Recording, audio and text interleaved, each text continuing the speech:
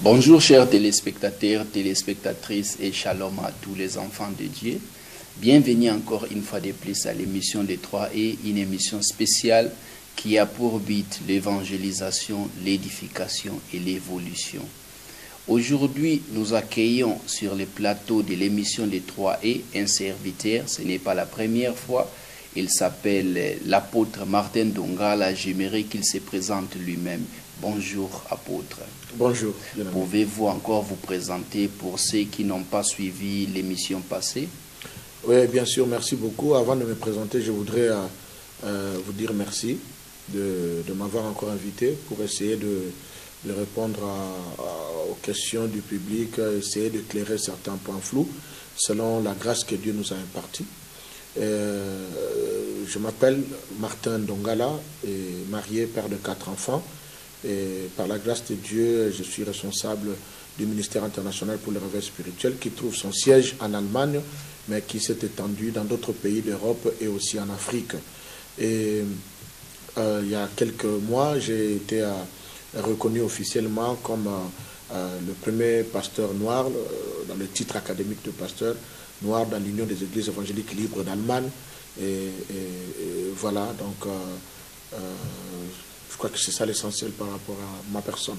Aujourd'hui, nous voulons aborder un thème très important parce que la Bible nous dit racheter les temps car les jours sont mauvais. Et pour racheter les temps, pour se préparer pour l'enlèvement et d'autres promesses que le Seigneur nous a promis, il faut une préparation. Et d'après mon avis, les gens doivent être préparés dans l'Église. Et c'est la raison pour laquelle nous voulons aujourd'hui commencer à parler de l'Église. Qu'est-ce que l'Église? Pouvez-vous nous expliquer un peu l'étymologie du mot Église? Merci beaucoup. C'est une question intéressante, un thème très intéressant, mais je m'en doute qu'on puisse terminer tout ce qu'il y a à voir sur l'Église ce soir au cours de cette émission. Si je vais essayer, comme l'autre fois, d'avoir un langage accessible à tout le monde, un langage pas trop théologique, pas trop scientifique, mais un langage qui sera à la portée de tout le monde, de tous ceux qui n'ont pas les termes, les éléments techniques pour comprendre les notions exactement. Au fait, je vais donner d'abord une définition qui est propre à moi. L'Église, c'est quoi? L'Église est un ouvrage de Dieu que Jésus-Christ lui-même construit en posant une première pierre qui est la révélation et en se servant d'autres pierres comme des serviteurs. Et l'Église, c'est un édifice que Jésus-Christ lui-même bâtit.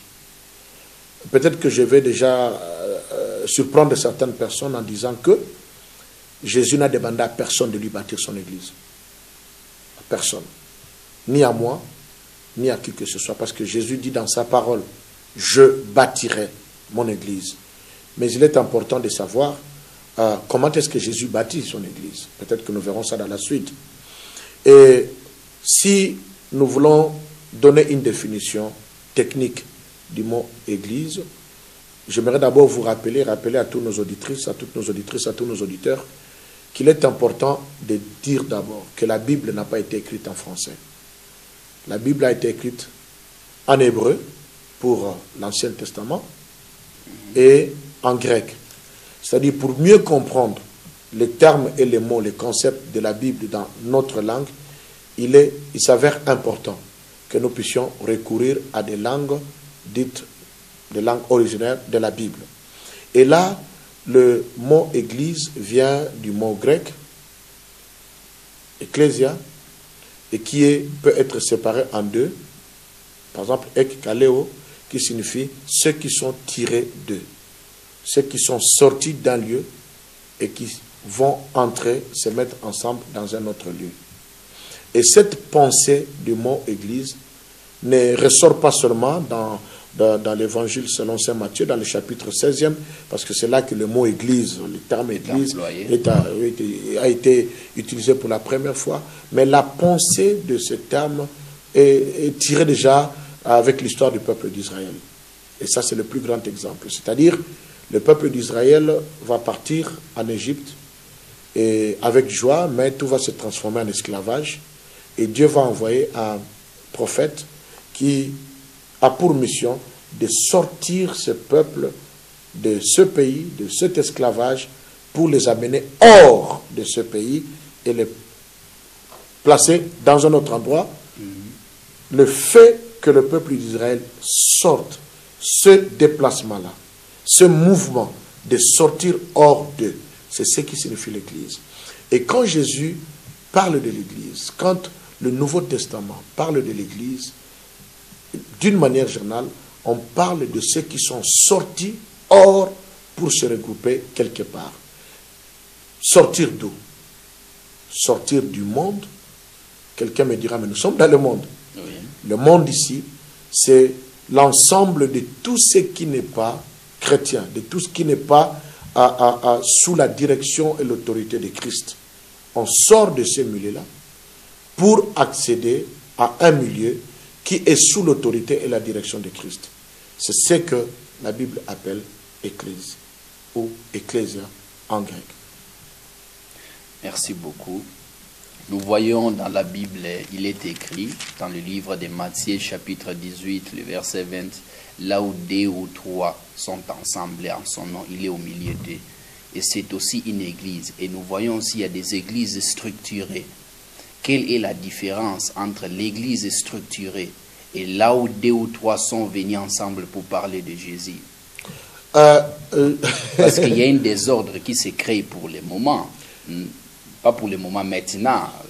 Et ça devient toujours, la situation devient plus en plus pure. Il y a des gens qui commencent leur culte à la maison en s'appuyant sur les versets qui disent là où 2 ou 3 sont ensemble, sont venus pour prier et partager la pensée divine de Dieu, il est aussi parmi eux. Dans une certaine mesure, oui. Je crois que dans la suite de, ce partage, de cette interview, de cette discussion, si l'occasion m'est donnée, je pourrais parler de cette représentation de l'Église, cette différente représentation de l'Église. Il est vrai, cela n'a pas commencé aujourd'hui. L'histoire de l'Église nous montre que les divisions, les églises de maison et ainsi de suite n'ont pas commencé avec nous.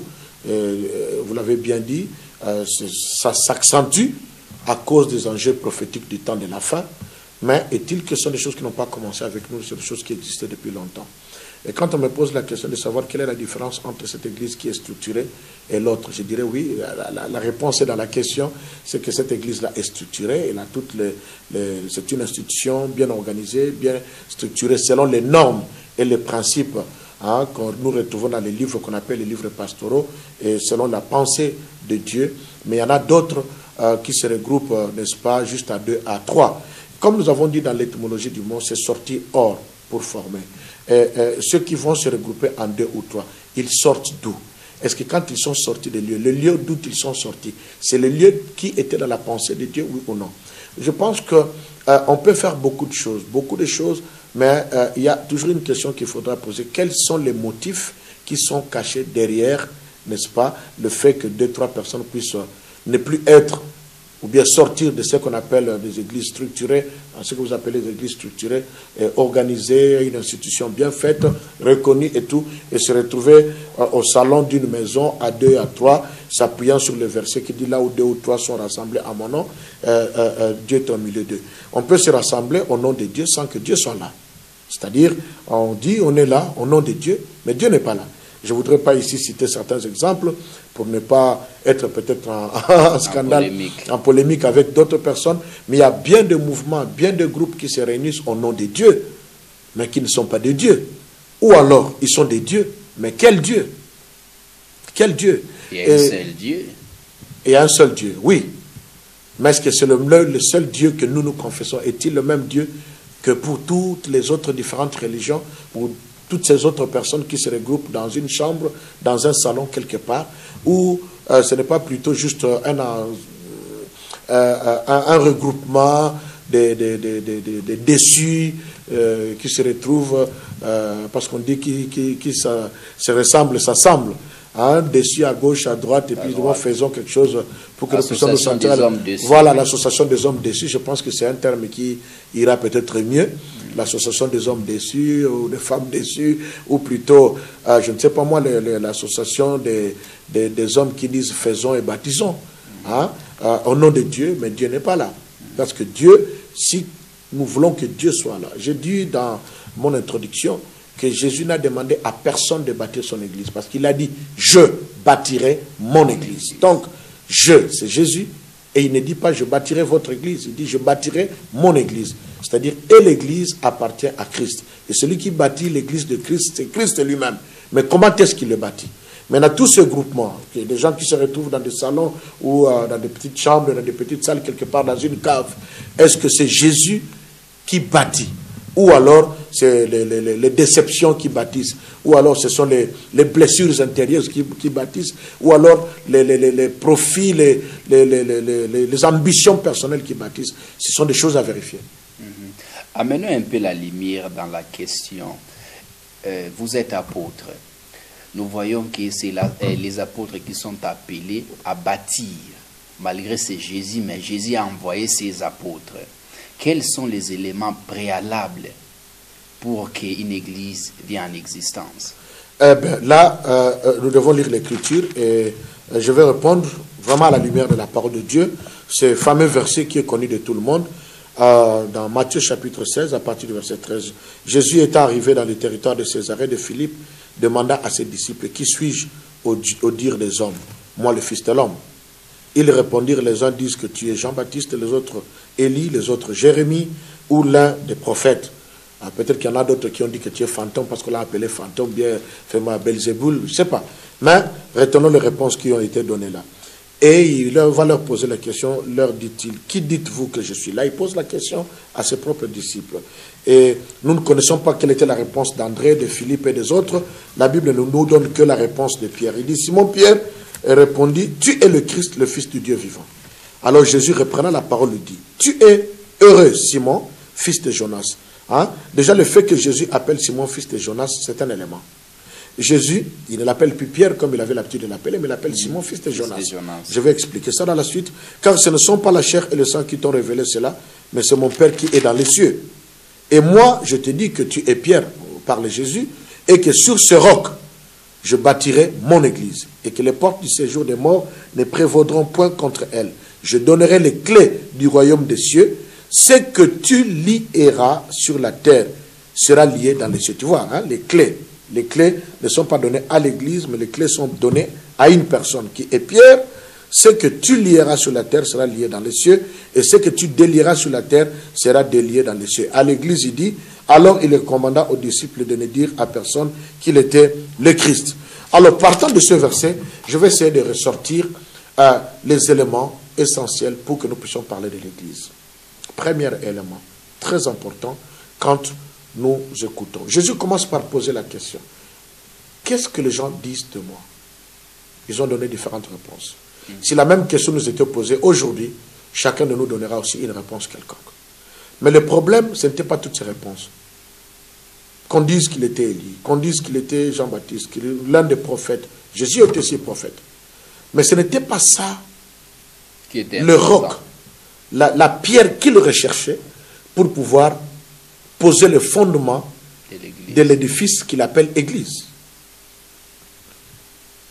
Alors il va dire, mais vous, que dites-vous que je suis? Chacun va donner sa réponse, qui n'est pas répétée dans la Bible. Et la Bible dit, Simon-Pierre répondit, tu es Christ, le Fils du Dieu vivant. Alors Jésus répondit, tu es heureux, Simon, fils de Jonas. Le nom Simon vient du mot hébreu qui signifie celui qui écoute. Et Jonas signifie colombe, qui est le symbole du Saint-Esprit. Il était tout simplement en train de dire, Pierre, tu es heureux parce que tu as la capacité de pouvoir écouter le langage de l'Esprit. Parce qu'il va dire, ce que tu as dit là, ce n'est ni le sang ni la chair qui te l'ont révélé, mais c'est mon Père qui est dans les cieux. Alors que les autres étaient aussi des disciples, appelés par Jésus, baptisés, formés par Jésus, baptisés dans le Saint-Esprit, parlant en langue, prophétisant, faisant des miracles. Mais cependant, ils n'ont pas eu cette capacité d'entendre la voix du Père qui sortait